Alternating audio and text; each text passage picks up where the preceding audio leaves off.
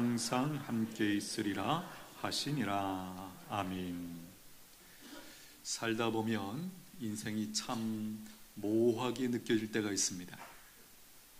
내가 분명히 살고 있는데 사는 건지 안 사는 건지 헷갈릴 때가 있어요. 때로는 굉장히 복잡하게 느껴질 때가 있습니다. 할 일이 많아서 그런가, 몸이 지쳐서 그런가, 어쨌든 삶이 왜 이렇게 복잡하지, 그렇게 느껴질 때가 있습니다. 때로는 혼돈할 때가 있습니다. 내가 지금 생각하고 판단하고 행하는 것이 과연 맞는지, 옳은 일인지, 이 부분도 가끔은 헛갈릴 때가 있다라는 것이에요. 이런 상태에서 급격하게 그리고 깔끔하게 벗어나는 때도 있습니다. 언제일까요? 그것은 죽음을 가깝게 느낄 때입니다. 우리가 언제 죽음을 가깝게 느끼죠? 예를 들면 갑자기 큰 질병이 찾아올 때, 때로 갑자기 우리의 몸이 급격하게 쇠약해질 때, 때로는 우리가 운전 중에 우리가 한 번 이상 이런 경험을 했다고 생각해요. 이렇게 사람이 죽을 수 있겠구나, 그렇게 확 느껴질 때가 있어요. 그만큼 위험이 가까이 있다는 것을 우리가 감지할 때 그렇게까지도 우리가 생각하게 되는 것이죠. 요즘 길거리 가는 것은 어떻습니까? 길거리가 꼭 안전지대는 아닌 것 같습니다. 그렇죠? 무슨 일이 일어날지, 또 옆에 달리고 있는 차가 언제 들이닥칠지 등등 사실 잘 모르는 그런 상황이고요. 또 우리가 음식을 먹는 중에도 이 죽음이 가깝게 느껴질 때가 있습니다. 지난주에 우연찮게 먹다가 이 기도가 막혀서 호흡이 안 돼서 죽을 뻔했던 그런 분의 또 얘기를 듣게 되었습니다. 우리가 몰라서 그렇지 사람이 죽는 케이스 중에 하나가 이 뭘 먹다가 막혀서 숨이 안 쉬어져 가지고 그 짧은 시간 내에 그렇게 또 세상을 떠나는 분도 있다라는 거예요. 식사할 때 꼭꼭 씹어서 드세요. 예, 이게 뭐 가장 기본적인 것인데 우리가 유치원 때 배웠지만 또 배워야 되는 것 같아요. 특별히 연세가 되실수록 하여간 뭐든지 꼭꼭 씹어서 대충 넘기지 마시고 꼭꼭 씹어서 드셔야 된다는 것 다시 한번 말씀드립니다. 죽음이 가깝게 느껴지면 분명한 것은 우리의 삶이 갑자기 명료해진다는 거예요. 내 삶에 무엇이 중요한지, 무엇이 덜 중요한지, 무엇이 꼭 필요한지 아니면 덜 필요한지, 이런 것들이 분별이 되고 정리가 되고, 그래서 삶이 다시 한번 명확해지는 그런 역사가 일어난다는 것이에요. 성도들에게는 삶이 명료해지는 또 한 번의 기회가 있습니다. 무엇일까요? 하나님의 말씀이 어느 날 들려지고 깨달아지고 믿어질 때입니다. 할렐루야. 하나님의 말씀은 언제나 우리의 삶을 생명으로 이끌어 가시는 그 목적을 가지고 우리에게 선포되는 것이에요. 바라기는 이 시간에도 이 생명의 역사가 있게 되기를 축복합니다. 하나님의 말씀이 들리고 깨달아지고 믿어질 때 우리의 삶이 명료해지는 그 역사가 일어나게 된다는 것이에요. 오늘 본문은 우리가 잘 알고 있는 예수님의 지상명령입니다. 예수님께서 부활하신 이후에 제자들에게 주신 가장 크고 중요한 명령이 바로 오늘 본문의 명령이죠. 그래서 이 본문을 우리가 통칭 지상명령이다, 그렇게 이야기를 하죠. 한문으로 보니까 이 지자는 이를 지자를 쓰고요, 상자는 윗상 혹은 오를 상자를 씁니다. 그러니까 이런 의미가 됩니다. 가장 위에 있어야 하는 명령이다. 가장 시급하고 중요하고 큰 명령이다. 반드시 따라야 하는 명령이다 라는 뜻이 이 지상명령, 이 표현 속에 들어가 있는 것이죠. 오늘 본문의 메시지는 분명합니다. 우리에게 선교를 하라고 말씀합니다. 왜 해야 하는가? 여러 가지 이유가 있어요. 여러 가지 차원에서 대답이 가능하죠. 그러나 가장 중요하고 가장 분명한 이유는 예수님의 명령이기 때문입니다. 예수님이 누구십니까? 예수님은 나의 왕이십니다. 우리의 왕이십니다. 온 세상의 왕이십니다. 할렐루야. 그분을 나의 왕으로 바로 믿게 되었다면, 그분이 말씀하신다면 우리는 그 명령에 대해서 온전히 순종할 그 책임이 우리에게 있는 것이죠. 오늘 말씀 18절 한번 보십시오. 예수께서 나와 말씀하여 이르시되 하늘과 땅의 모든 권세를 내게 주셨으니, 지금 누구에게 이 말씀을 하고 계십니까? 제자들에게, 그리고 구원받은 모든 성도들에게, 그 시대뿐만 아니라 그 후에 일어나는, 복음을 듣고 일어나는 모든 구원받은 성도들에게 지금 말씀하고 계신 것이죠. 하늘과 땅의 모든 권세를 내게 주셨으니, 누가 예수님께 주셨습니까? 성부 하나님께서 내게 주셨다. 지금 그렇게 말씀하시는 거죠. 여기 하늘과 땅의 모든 권세를 내게 주셨으니, 이 말씀을 왜 하시는 것일까요? 두 가지 생각이 듭니다. 하나는 이어서 말씀하시는 명령의 무게감과 엄중함을 미리 알려주시기 위해서, 뒷받침해 주시기 위해서라는 것이에요. 이어서 주시는 명령이 뭐예요? 한마디로 선교하라는 거예요.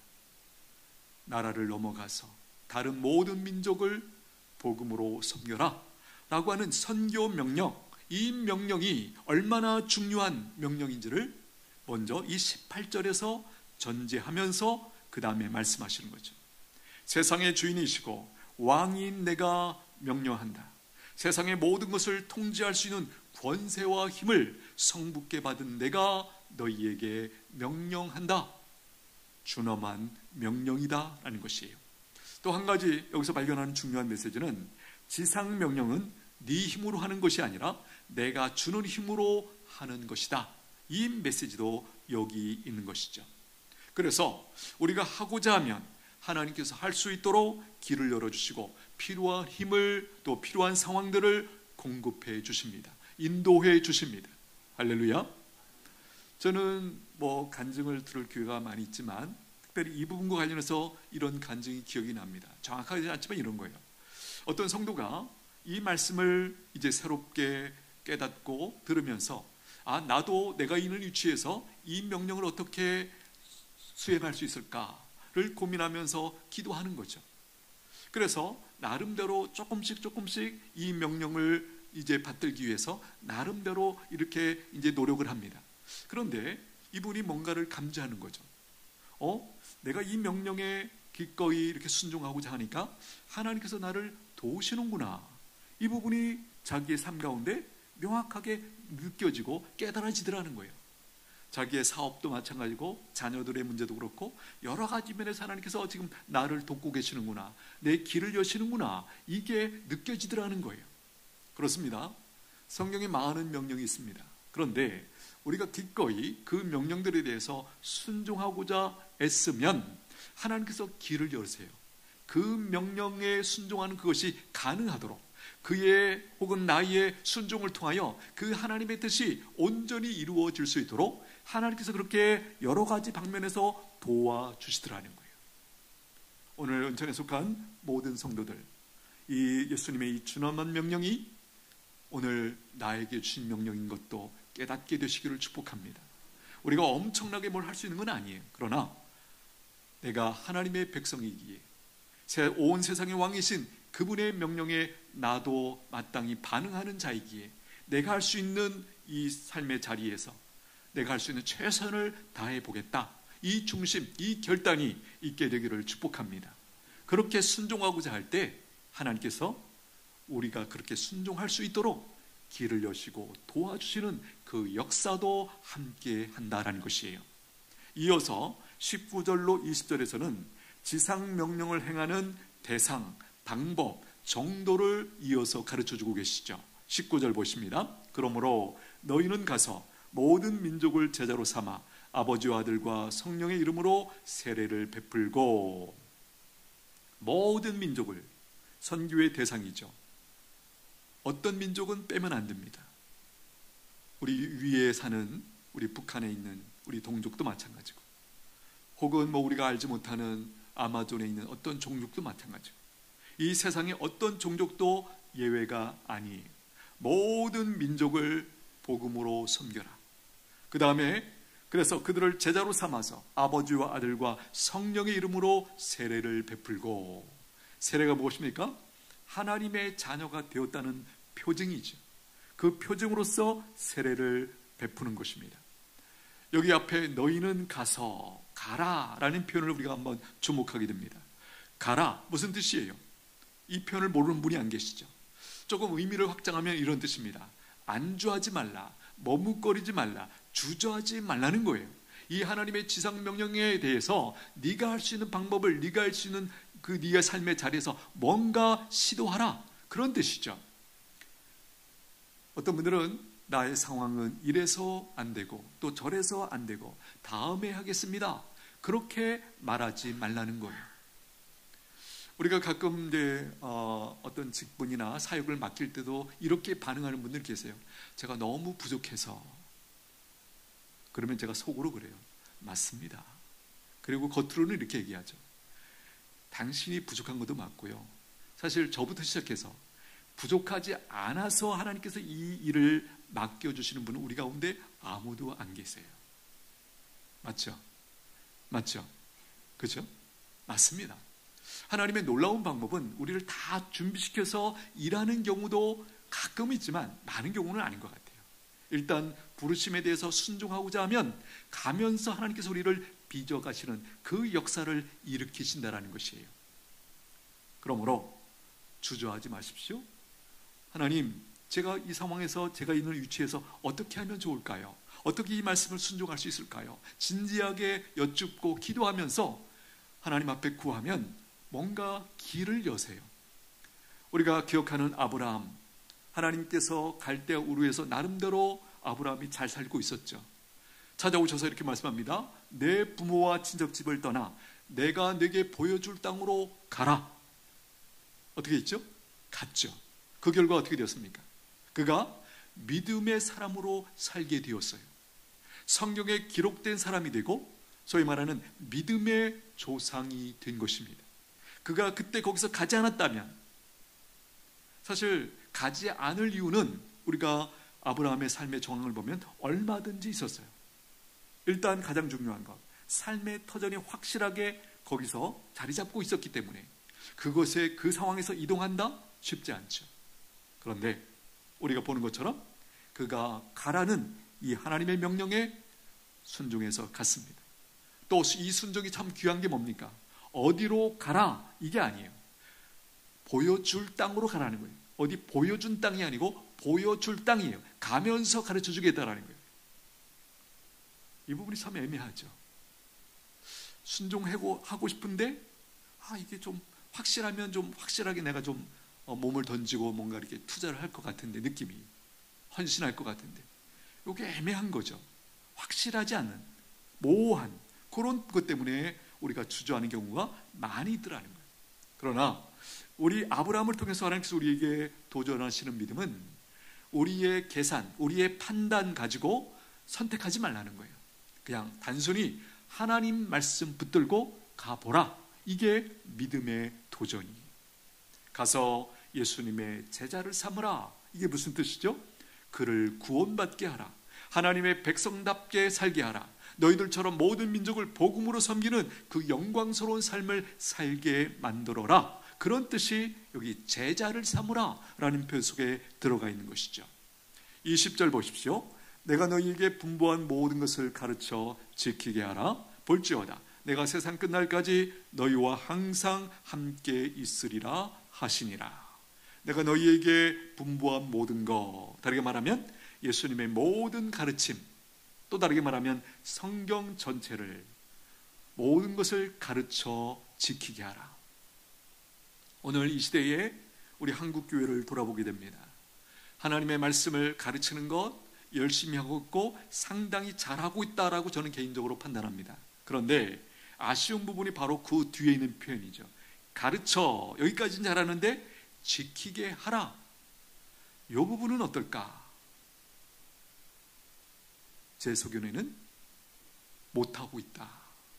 심하게 말하면 방치하고 있다 라고까지 저는 평가를 하고 싶습니다. 각자가 알아서 지키겠지, 이 정도 기대하는 것이 아닐까.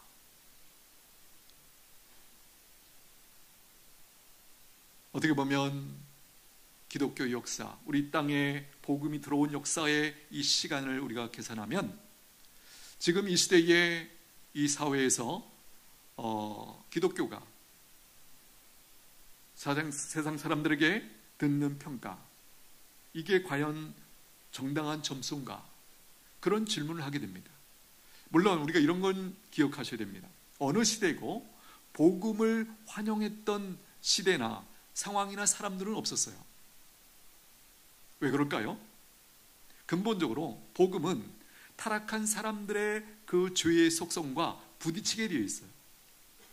그들의 잘못을 드러내고 새롭게 교정하는 일이에요. 복음이 들어오면 그런 일이 벌어지죠. 죄를 끊게 하고, 그렇죠? 선한 삶을 살게 하는 그 놀라운 역사를 일으키는데, 문제는 우리가 다 경험 있잖아요. 우리의 죄를 지적받고 교정받는 것 자체가 유쾌한 일은 아니죠. 싫죠. 그 익숙함에서 떨어지게 만든다? 그것을 버리게 한다? 우리한테 굉장히 불편한 일이고 힘든 일이에요. 그래서 그것을 환영하는 일은 근본적으로 타락한 인간치고 없다라는 것이에요. 그러나 분명한 것이 있습니다.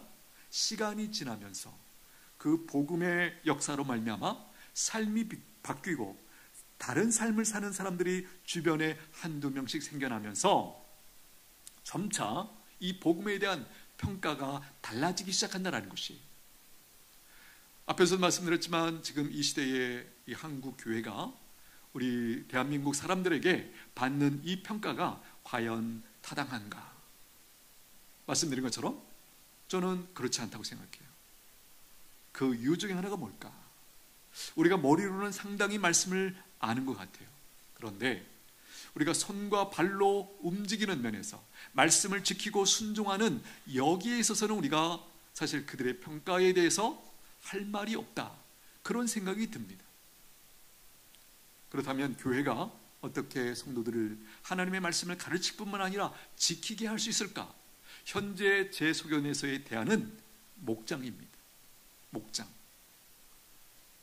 언젠가도 말씀드렸지만 목장에서 가장 중요한 핵심이 뭐예요?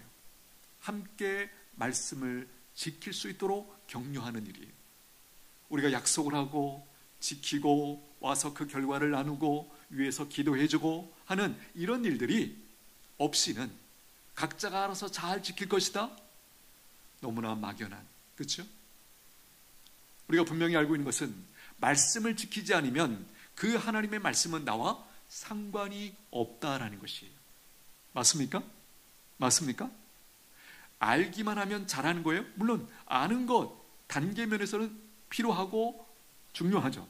그러나 결론적으로 보면 그 말씀이 내게 지켜지지 않는 말씀이라면, 내가 붙들고 순종하는 말씀이 아니라면 그 말씀하고 나하고는 상관이 없어요.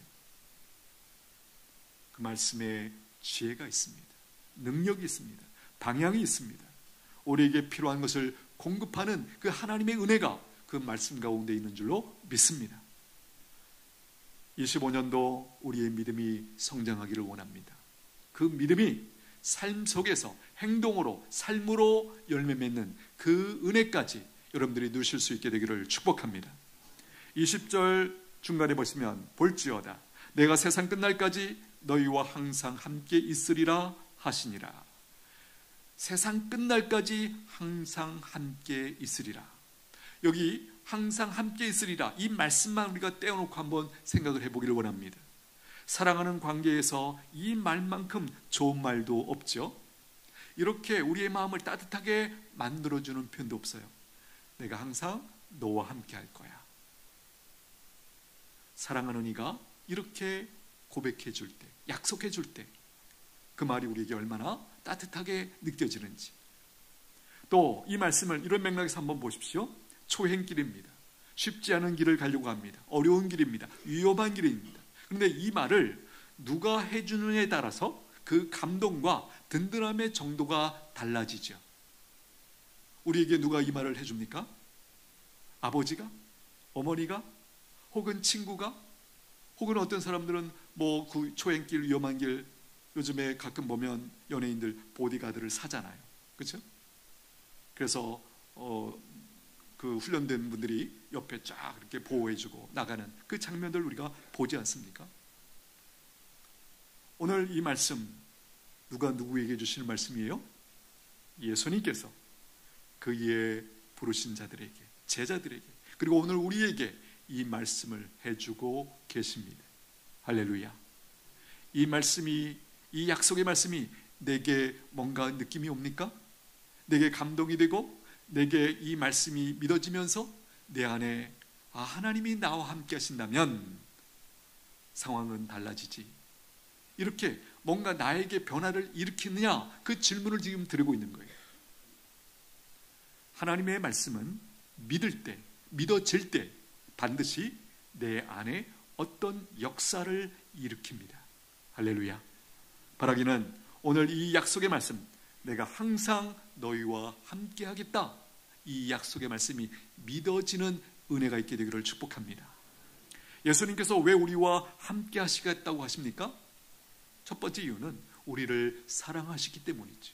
우리의 인생을 책임져 주시기 위해서, 우리를 선한 길로 인도해 주시기 위해서, 복된 길로, 생명의 길로 인도해 주시기 위해서 우리와 함께 하십니다. 두 번째 이유는 오늘 본문의 이 지상명령을 수행할 수 있도록, 감당할 수 있도록 하기 위해서 도와주시기 위하여 우리와 함께 하시겠다라는 메시지도 분명합니다. 여러분, 분명한 것은 우리가 구원받은 하나님의 백성이라면 선교를 해야 한다는 것이, 우리가 당장 이곳에서 할 수 있는 선교의 방법은 크게 두 가지라는 생각이 듭니다. 하나는 직접 가서 하는 선교입니다. 예를 들면 직접 가서 선교 사역을 하고 있는 우리 선교사님들을 우리가 그분들처럼 직접 가서 선교를 하는 것이죠. 우리 주변에 이제 지인들에게 복음을 전하고 교회에 초청하는 것도 어떤 의미에서 직접 선교를 하는 구체적인 모습이겠죠. 또 한 가지는 보내는 선교사가 되는 것입니다. 둘 중에 하나는 내가 직접 가는 선교, 또 하나는 보내는 선교입니다. 직접 가는 선교사님들을 뒤에서 후원하는 것이죠. 물질과 기도로 후원하는 선교사가 되는 것입니다. 분명한 것은 둘 중에 하나를 하셔야 됩니다. 직접 가시든지 아니면 보내시든지. 우리가 일을 할 때 특별히 주의할 것은 빚진 심정을 가지고, 그 마음을 가지고 해야 된다는 것이에요.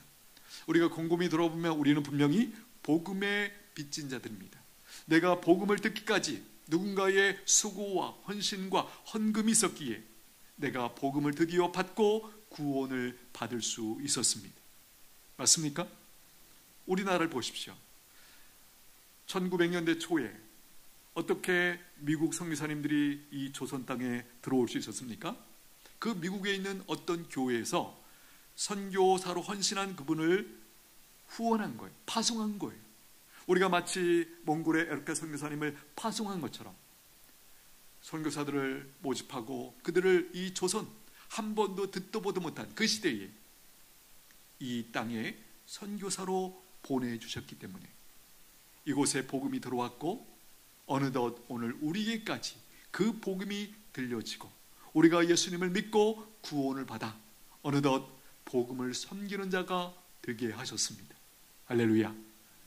그러므로 이제는 우리가 다른 누군가를, 다른 민족을 섬기는 일에 우리가 이제는 함께 동참할 그 때가 되었다라는 거예요.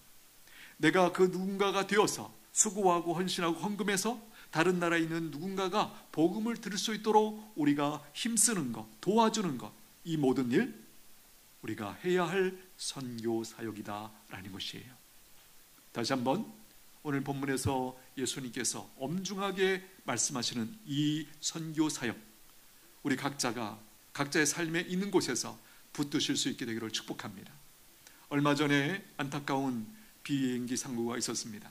우리가 뉴스를 계속 주목하고 있었는데요, 뉴스에서 그 소식과 함께 더불어 많이 나왔던 얘기가 뉴욕에 있었던 허드슨 강의 기적 이야기가 많이 등장했습니다.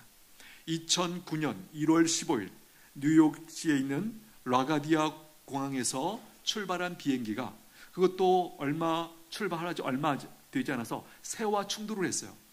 그래서 엔진이 꺼지고 이제 갑작스럽게 이제 착륙을 해야 되는 그런 상황이었는데 그 기장이 옆에 있는 강을 보고 강으로 이제 앉아야겠다, 착수해야겠다라고 판단하고 내려앉은 거죠. 아시는 것처럼 150명의 승객 전원이 다치지 않고 상하지 않고 구조를 받았다라는 것이에요. 이것을 가리켜서 허드슨 강의 기적이다 이렇게 이야기를 합니다. 우리가 많이 들었던 얘기인데요. 그런데 제가 지금 하고자 하는 얘기는 뭐냐면 그 비행기 안에 있던 한 사람이 살아나와서 하는 고백을 들은 적이 있습니다. 그분의 고백은 이렇습니다. 비행기가 고장이 났다, 잘못됐다라는 그 안내 방송을 듣고 자기뿐만 아니라 대부분의 그 안에 있던 사람들이 이제 곧 죽겠구나 라는 것을 모두가 직감했다라는 거예요. 그 마음이 곧 죽겠구나 라는 생각이 들어오면서 그야말로 만 가지 생각이, 5만 가지 생각이 스쳐가더래요. 우리도 이런 경험이 있지 않습니까? 저도 예전에 빙판 위에서 차를 몰고 가다가 이게 돌기 시작하는데 이게 어느 정도 돌 줄 모르겠어요. 그리고 옆에가 상당히 그 깊은 그런 어떤 절벽 같은 강원도에 그런 곳이 있었는데 그때 마음에 드는 거예요. 아, 이렇게 사람이 죽는 거구나. 이 생각이 금방 들어오더라고요. 그러면서 그야말로 여러 가지 내 과거의 어떤 필름들이 확 지나가는데 거기서 어떤 후회하는 것들이 마음에 금방 들어오더라는 것이죠. 이분의 얘기가 이런 얘기예요. 그때 후회가 금방 들어가는데 몇 가지가 있었대요. 하나는 뭐냐면 이 사람의 취미가 와인을 모으는 것이었다고 합니다. 와인, 포도주. 그것을 다양한 거, 그리고 특별히 우리가 아는 것처럼 좋은 것일수록 비싼 것일수록 오래된 거잖아요. 그렇죠? 그 나름대로는 열심히 모았다고 그래요. 그런데 집에 이제 친구들이 이렇게 놀러 왔을 때 그 많이 모아놓은 와인 중에서 좋은 것을 대접하지 않고 싼 거를 대접했던 거, 그게 후회로 밀려오더래요. 아, 그때 좋은 것부터 좀 대접했을 걸. 그 마음이 그때 자기한테 들어오더래요. 또 한 가지는 이분이 굉장히 어떤 정의감이 있어서 친구들 사이에서 시시비비를 따지기를 좋아하고 정죄를 많이 하면서 그렇게 살아왔대요. 근데 그 순간에 딱 마주치니까 나나 잘 살걸, 그런 후회하는 마음이 들더래요. 뭐 그렇게 다른 사람 뭐 잘못했다 못했다 뭐 이렇게 따지고 그게 되게 후회스럽고 아, 나나 잘 살걸, 그런 마음이 들어왔고요. 또 한 가지는 하고 싶은 것을 미뤘다는 거에 대해서 굉장히 후회가 들어오더래요. 미룬 이유가 뭘까요? 모르긴 해도 이런 거겠죠. 내일이 있다고 확신했기 때문에. 그러나 우리가 아는 진실은 무엇입니까? 내일은 우리의 시간이 아닙니다. 그렇죠? 물론 우리가 예상은 합니다. 내일이 올 거고 해가 뜰 거고 그러면 내일 또 무슨 계획을 가지고 이렇게 하겠지. 예, 뭐 그게 틀렸다고 말할 수는 없지만 분명한 것은 내일은 우리의 시간이 아니고 우리의 영역이 아니에요. 이것을 우리가 헷갈리면 안 되는 거죠. 아마도 이 사람이 그 얼마 조금 있다가 죽겠다라는 그 순간에 그렇게 미뤄왔던 거에 대해서 굉장한 후회가 밀려왔다. 바로 그 얘기죠. 여러분, 이 사람이 결론적으로 이런 얘기입니다. 그가 사고에서 살아나온 후에 그의 인생이 많이 정리가 됐다는 거예요. 그동안 자기가 나름대로 여유가 있고 그래서 이것도 해보고 싶고 저것도 하고 뭐 여기 또 참여하고 저기 굉장히 많은 일을 하고 살았는데 그 죽음의 순간이 딱 직면하자마자 죽음이 가까이 왔구나 생각하니까 거기서 딱 분별이 되더래요. 내 인생에 가장 중요한 게 무엇인가, 딱 손에 꼽는 한두 가지가 딱 보이고, 그러니까 나머지 것들은 이게 내가 그야말로 헛발차기했구나, 쓸데없는 곳에 시간과 에너지를 그동안 써왔구나, 이게 거기서 명확하게 보이더래요. 그래서 살아 돌아온 후에 그것들을 정리하고 그때 느꼈던 내 인생에 가장 중요한 게 뭔가, 그 한두 가지를 붙들고 자기가 집중하면서 살았기에 내 삶이 이렇게 복된 인생이 되었다. 그런 이야기의 결론이에요. 누가복음 12장에 보면 예수님께서 이런 말씀하시죠. 한 부자가 밭에 소출이 아주 풍성했어요. 어떤 고민을 합니까? 내가 곡식 쌓아둘 곳이 없으니 어찌할꼬. 내가 곡간을 헐고 더 크게 짓고 내 모든 곡식과 물건을 거기에 쌓아두리라. 자연스러운 어떤 의미에서 계획 아니겠습니까? 그리고 스스로에게 이렇게 말하죠. 내가 내 영혼에게 이르되 영혼아 여러 해 쓸 물건을 많이 쌓아두서니 평안히 쉬고 먹고 마시고 즐거워하자. 그렇게 얘기를 하죠.